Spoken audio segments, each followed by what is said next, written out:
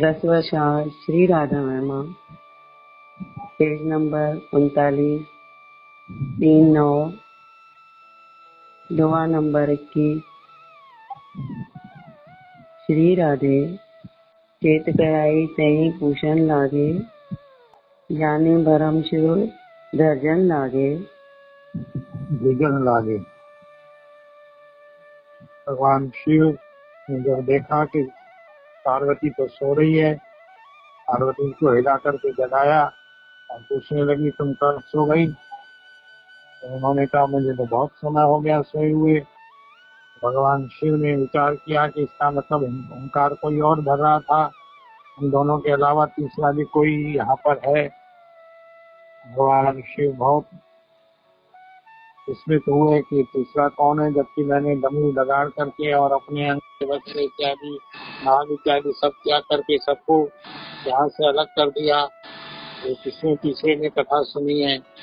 हाँ, त्रिकाल लगे जान्यो शुक जन्मा, जाने त्रास भयो अति शिव मनमा। अब वो तोती का जो बालक था जो अंडे से उत्पन्न हुआ था तोते के रूप में, वो तो घोंसले में था, दिख तो नहीं रहा था। तो भगवान शिव ने पता लग गए, आंखें बंद कर करके देखना चाहा कि तीसरा कौन है, कौन व्यक्ति है, कौन जीव है जिसने कथा सुनी है। तो आंखें बंद कर करके देखा तो उनको दिखाई दिया अपने अंतःकरण में, घोंसले में एक तोती का छोटा सा बालक जो अंडे के रूप में उत्पन्न हुआ था वो उत्पन्न हुआ है। उसने कथा सुनी और उसी ने अहंकार धरी। अति सकोप त्रिशूल उठायो, बोला नाथ बोला शंकर मारन लायो।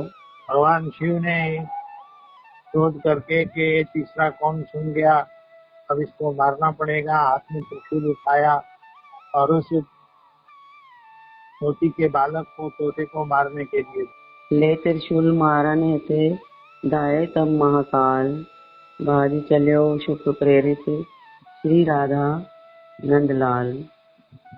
जब भगवान शिव हाथ में त्रिशूल लेकर के उसको मारने चले, तब श्री राधा और नंदलाल की प्रेरणा से वो शुक भाग चला। इसका तात्पर्य यह है कि जब अमर कथा सुनी थी तो क्या उसको मरने का डर था, या देहाभिमान था, या देहाशक्ति थी।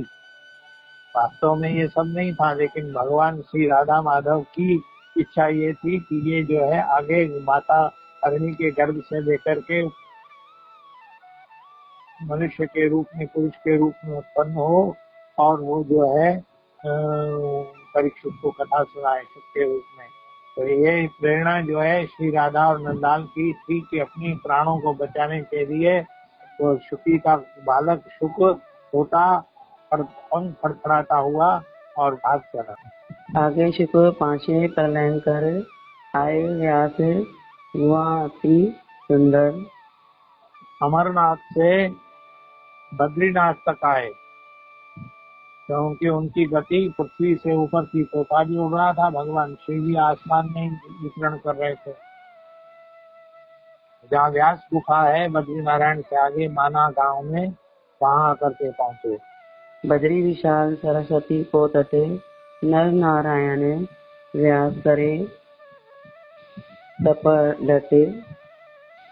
बद्रीनारायण का जहाँ स्थल है, नर नारायण जहाँ तपस्या करते हैं और व्यास देव जी भी तपस्या करते हैं, वहाँ व्यास गुफा है। वहीं उन्होंने 18 पुराणों को, महाभारत को गणेश जी से लिखवाया है। वहाँ आकर व्यास धरणी करणी जुत पसवनी, तप पुत्र जन प्रेम पयसनी।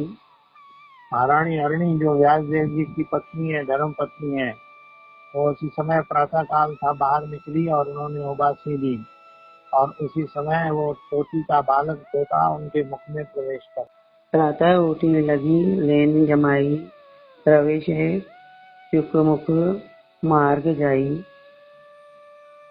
इस प्रकार सुखदेव जी माता अग्नि के गर्भ में उनके मुख से प्रवेश कर गए। यही भगवान श्री राधा माधव की लीला थी, यही उनकी इच्छा थी।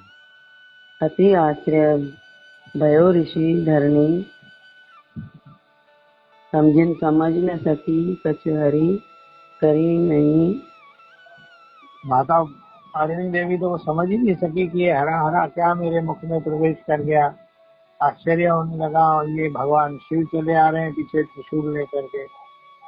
भगवान की इस लीला को माता अरुणी कुछ समझ ही नहीं सकी। इतने में प्रकोप शिव आए, समाचार सुनी द्रौपायन ढाए। भगवान शिव आकर के पहुंचे। माता अरुणी देवी ने हाथ जोड़ करके पूछा, भगवान आप और हाथ में त्रिशूल लिए सकोप।